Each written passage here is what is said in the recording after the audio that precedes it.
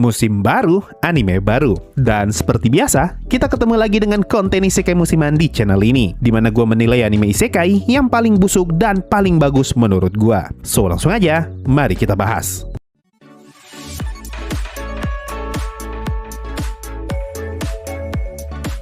Total anime isekai yang rilis di musim spring 2026, menurut My Anime List, ada 10 judul anime, dengan tambahan 2 judul anime Cina alias Donghua, yang judulnya Release Death Witch, dan episode spesial Lord of Mysteries. Nah, menurut gua, anime yang paling pantas berada di peringkat paling bawah di musim spring kemarin adalah Isekai Tulang Rusuk. Penilaian anime ini murni karena selera gua pribadi, dan gua sama sekali tidak bisa menilai anime ini secara objektif, karena gua sangat tersiksa menonton anime ini sampai tamat. Kurang lebih anime ini bercerita tentang seorang pria yang mati dan bertemu Dewi lalu terkirim ke isekai. Tapi bukannya bereinkarnasi dengan tenang, MC kita justru balik lagi ketemu dengan si Dewi. Hasilnya, sepanjang 12 episode kita akan menonton perjalanan super aneh di mana si MC terkirim ke isekai berkali-kali dalam wujud yang aneh-aneh. Ada yang jadi kelomang, ada yang jadi obor, ada yang jadi gagang pintu, dan jadi tulang rusuk. Dari premis ini bisa kita simpulkan kalau jualan anime ini adalah komedi. Sebuah komedi random yang mencoba memparodikan premis cerita isekai pasaran. Tapi, jangankan ketawa ngelihat jokesnya, gua bahkan sama sekali tidak tersenyum ketika nonton anime ini. Gua justru baru tersenyum ketika melihat anime ini tamat, karena akhirnya gua berhasil terlepas dari anime penyiksaan yang satu ini. Perut gua mules, mulut gua mual, perasaan gua tidak enak. Itulah sensasi yang gua terima ketika menonton anime tidak lucu ini. Sebuah anime penyiksaan yang sama sekali tidak bisa gua nikmati. Sampai-sampai gua merasa versi anime The Beninging sudah bagaikan mahakarya modern dibandingkan anime ini. Peringkat berikutnya sudah pasti dan sudah jelas. The one and only, The Beninging and the End, The Lord of PowerPoint, The Beginning After the End Season 2. Awalnya gua sangat-sangat yakin anime ini pasti bakal jadi yang paling busuk di musim spring 2026. Tapi ternyata prediksi gua salah. Tidak ada yang bisa gua harapkan dari anime ini, terutama dari segi visualnya. Gambarnya masih banyak yang PowerPoint, monster-monsternya masih tetap CGI, dan bahkan di season ini tidak jarang ada scene vertikal yang dipaksa jadi horizontal. Entah alasannya apa, apakah pengen inovasi atau pengen bikin wallpaper HP. Saking busuk visualnya, mata gua beneran perih ketika nonton episode 5. Episode yang mayoritas berada di dalam goa, sehingga animenya terlihat gelap, lalu dipadukan dengan kabut dan dipermanis dengan sihir warna-warni. Sukses ngebuat mata gua perih ngelihat scene action anime kelap-kelip di tengah kegelapan yang tampak buram berkat efek kabut. Luar biasa sekali anime ini. Dan yang lebih luar biasa lagi adalah episode terakhirnya, di mana anime ini yang kasusnya mirip seperti demo di suatu negara. Yang katanya ada demo besar di malam hari, tapi tidak ada satupun media yang meliput berita tersebut. Itulah yang terjadi di episode terakhir season 2-nya. Ada monster raksasa yang tiba-tiba muncul dan bergerak ke arah kota, tapi tidak ada satupun penjaga, kesatria, ataupun petualang yang datang melawan monster itu ketika si monster sampai dan mengamuk di dalam kota. Justru malah MC kita sendiri yang bertarung melawan monster tersebut. Mantap sekali logikanya. Oke, mulai dari sini, anime isekainya sudah tidak ada lagi yang jelek, dan malahan menurut gua bagus-bagus. Peringkat ke-10, gua berikan untuk anime isekai yang gua sebut Isekai Roger Sumatra, karena ada serigala di anime ini. Selain The Beninging, anime Roger Sumatra ini juga jadi salah satu calon anime isekai yang gua kira bakal jadi jelek. Tapi ketika nonton episode satunya, gua langsung yakin anime ini tidak jelek sama sekali. Karena secara mengejutkan, animenya ternyata malah fokus ke arah komedi. Padahal di versi mangganya, ceritanya tidak terlalu lucu. Dan tidak seperti Isekai Tulang Rusuk, Isekai Roger ini bagi gua lucu banget. Ada banyak momen yang berhasil bikin gua ketawa ketika nonton anime ini.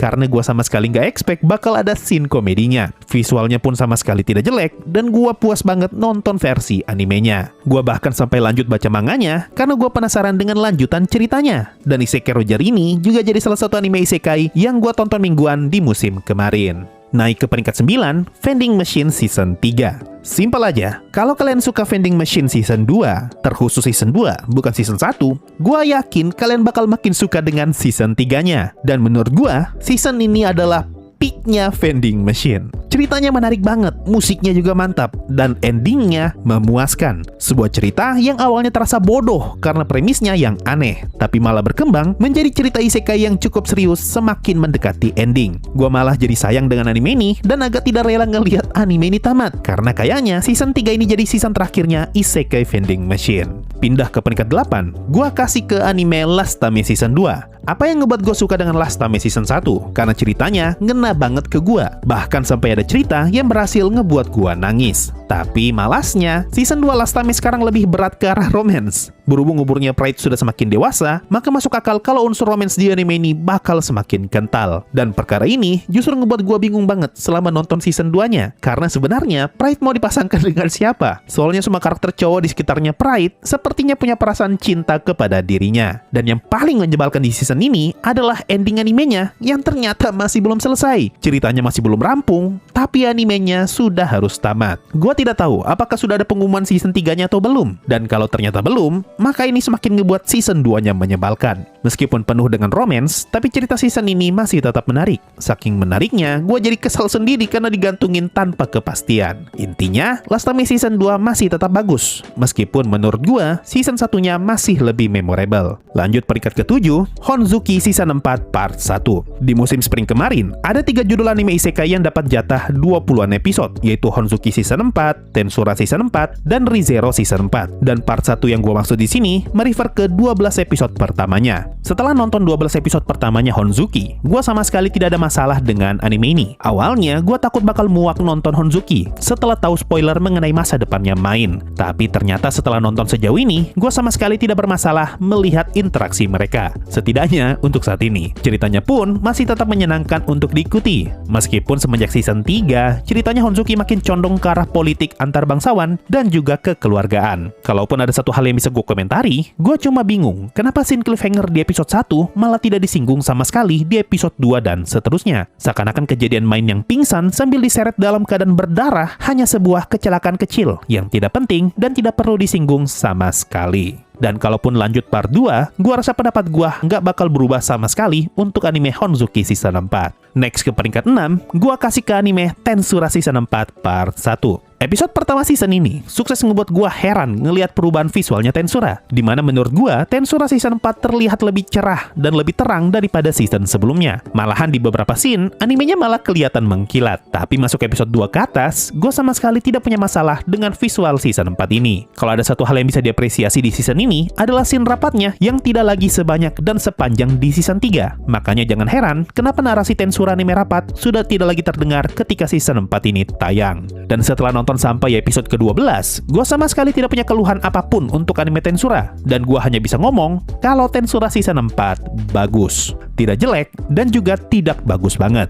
Hanya sekedar bagus. Lanjut peringkat kelima, gua kasih ke episode spesial Lord of Mystery. Kalau kalian gak tahu judul ini adalah judul anime Cina alias Donghua, dan episode ini menceritakan bagian yang sempat kena potong dari season satunya, dan sangat disayangkan banget justru bagian ini yang bagus. Untuk gua pribadi, gua lebih suka episode spesial ini dibandingkan season satunya, murni karena ceritanya sudah tidak lagi bikin gua sakit kepala seperti ketika gua nonton 3 episode pertama season satunya. Ceritanya juga lebih terfokus, dan gua pun akhirnya paham salah satu poin paling menarik dari judul ini, yaitu ngeliat interaksi para anggota klub tarot, di mana klub mereka sudah seperti forum Reddit di tengah peradaban yang belum terlalu maju. Gue justru malah lebih suka ngeliat Klein yang berperan sebagai dalang daripada ngeliat Klein yang turun tangan langsung di lapangan seperti season satunya. Episode spesial ini juga sukses ngebuat gue semakin ingin lanjut tonton season 2-nya nanti, karena gue melihat adanya perubahan yang sangat positif di episode spesial ini, terutama dari cara animenya bercerita. Cuma selebihnya, episode spesial ini masih membawa ciri khas dari season satunya, yang sepertinya bakal jadi ciri khas anime LOTM ke depannya, yaitu sebuah anime yang menggunakan pendekatan over dramatis dengan musik background yang meledak-ledak. Nah, sekarang kita masuk ke bagian yang menurut gua bagus banget. Di peringkat keempat, gua kasih ke anime Isekai Non-Birinoka Season 2. Dibandingkan Tensura, versi anime Isekai Non-Birinoka menurut gua jauh lebih bagus. Malahan kalau bisa, gua pengen taruh anime ini di peringkat pertama. Tapi sayangnya nggak bisa, karena ternyata ada judul Isekai lain yang jauh lebih bagus. Kalau kalian ngikutin gua, semenjak Isekai Non-Birinoka Season 1 rilis, gua selalu ngomong, anime ini hanya akan bagus di Season 1 saja. Soalnya kalau ceritanya lanjut, animenya mau tidak mau harus harus menceritakan si Pak Kades yang bakal punya banyak istri. Karena di versi novel dan manganya memang seperti itu. Pak Kades punya banyak istri dan punya banyak anak. Satu hal yang ngebuat gue suka banget dengan versi anime Isekai non Biri no Ka season 1 karena animenya menolak rute haram tersebut dan Pak Kades cuma nikah dengan satu cewek saja. Bahkan kita sama-sama tidak tahu kapan mereka berhubungan. Nah, di luar dugaan, ternyata season 2-nya juga sama. Sampai season ini tamat, si Pak Kades masih tidak kelihatan dekat dengan satupun karakter perempuan lain sebagaimana harusnya. Dan gua sangat mengapresiasi hal ini. Soalnya, alasan kenapa gua berhenti baca versi manga Isekai non Biri no Ka, karena gua enek ngelihat hubungan si Pak Kades dengan para karakter cewek yang tinggal di desa. Gua justru jadi penasaran, apakah rute non harem ini bakal dipertahankan sampai season-season berikutnya? Karena kalau ternyata rutenya dipertahankan,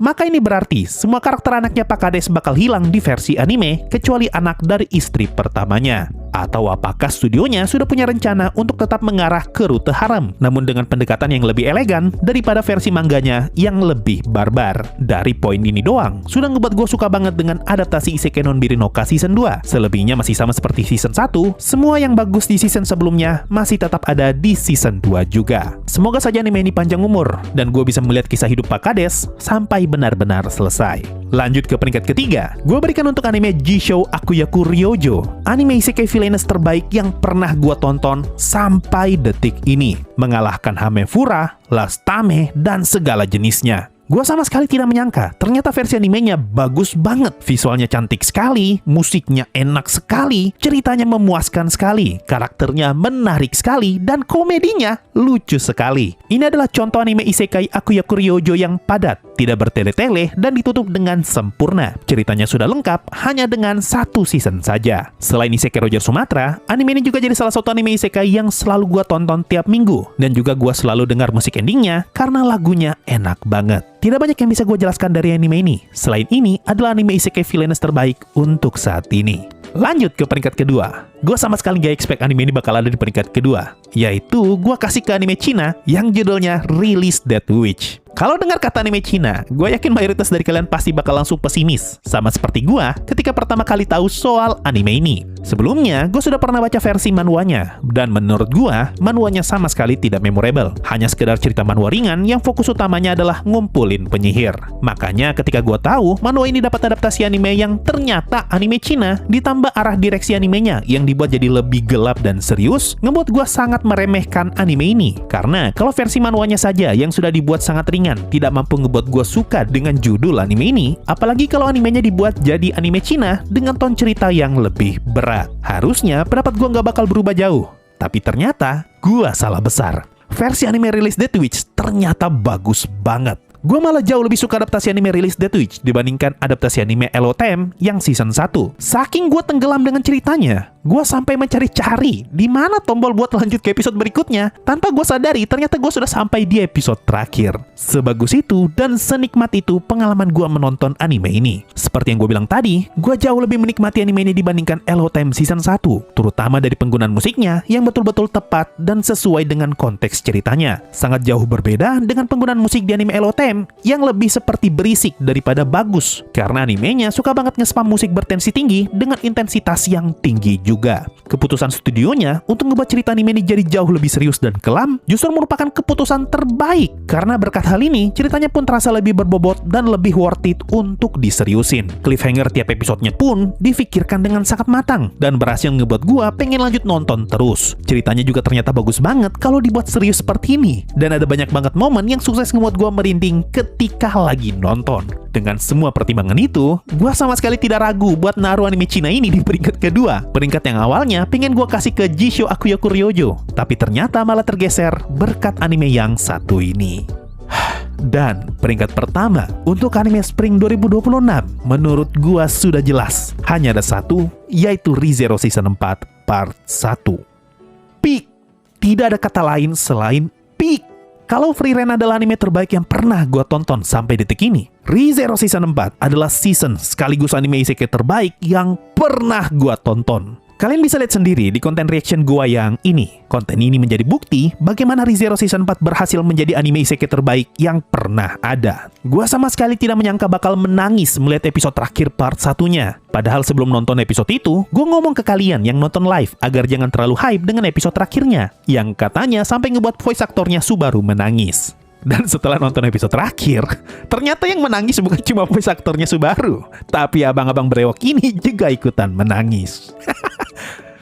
Ada banyak banget momen gila dan momen bagus di sepanjang part ini. Mulai dari episode 1 yang bikin kaget, episode 3 yang bikin takut, episode Daniel yang bikin bingung, dan episode terakhir yang bikin sedih. ReZero Season 4 adalah roller coaster emosi yang sangat menyenangkan untuk dikendarai. Gue sama sekali tidak bisa membayangkan bakal ada judul anime isekai yang bisa ngalahin ReZero di tahun ini. Buktinya bisa kita lihat sendiri di My Anime List, di mana untuk pertama kalinya ada judul anime isekai yang bisa menetap di peringkat 2 mal. Sebuah pencapaian yang sangat luar biasa untuk genre anime yang memiliki stigma buruk karena dipenuhi dengan anime ampas. Satu-satunya yang bisa ngebuat penilaian gue menurun untuk ReZero Season 4 ini adalah ReZero itu sendiri. Berkaca dari Season 3, di mana part satunya bagus banget, tapi part 2-nya lempem. Gue takut part satunya yang sudah sebagus ini malah sama seperti Season 3 kemarin, yang part 2-nya malah terasa hambar. Semoga saja tidak. Nah itu tadi, list anime isekai terbaik di musim spring 2026 menurut gua. Mayoritas anime isekai di musim ini bagus-bagus. Karena yang jelek cuma satu, yaitu The Beninging Season 2. Sedangkan isekai tulang rusuk sama sekali tidak cocok dengan selera gua. Selebihnya, mau itu anime isekai Cina ataupun Jepang, semuanya sama-sama bagus di musim ini. Kalau menurut kalian gimana? Apa saja anime isekai yang sudah kalian tonton di musim spring kemarin? Coba komen di bawah. Dan gue sangat merekomendasikan kepada kalian untuk coba nonton anime Cina yang ini, Release Death Witch. Mungkin itu saja untuk konten kali ini. Sampai jumpa di musim depan, dan bye-bye.